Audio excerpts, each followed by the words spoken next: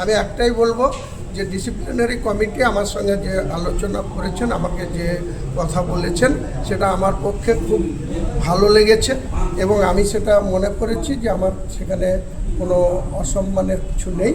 আগামী দিনে আমি দলের বিধায়ক, দলের সর্বোচ্চ নেত্রী এবং ডিসিপ্লিনারি কমিটির নির্দেশ মতো বা তেনাদের নির্দেশকে ফলো করে আগামী দিনে দলের যাতে কোনো রকম কোনো সমস্যা না হয় সেটা আমারও দেখার দায়িত্ব।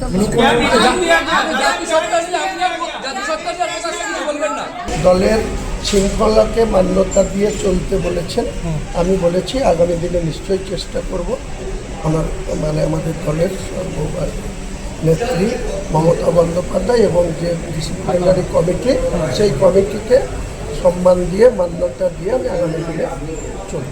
কোনো নির্দেশ দিলেন আপনাকে কোনো নির্দেশ দেওয়া হয়েছে? একই কথা বলছি তো, যে ডিসিপ্লিনারি কমিটি এটা সিদ্ধান্ত হয়েছে, এনারা কি বলবেন কি করবেন সেটা সুবনদেববাবু বলবেন। আর আমি আমার তরফ থেকে এটুকু বলবো যে ডিসিপ্লিনারি কমিটি আমাকে যে প্রশ্নে ডেকেছিলেন, আমি সেখানে আমাকে মৌখিকভাবে যে কথা বলেছেন আমার খুব ভালো লেগেছে ওনাদের কথা। সেই কথা আগামী দিনে আমি মান্যতা দিয়ে চলি। কি দুটো কথা আমি প্রিভিয়াস কি বলেছিলাম সেটা নিয়ে যেতে চাই। আমি শুধু ডিসিপ্লিনারি কমিটির কাছে প্রেজেন্ট হয়েছি, এনারা আমাকে যে মৌখিক যে কথা বলেছেন, আমার সেই কথার মধ্যে আমার সম্মান আরও বেড়েছে।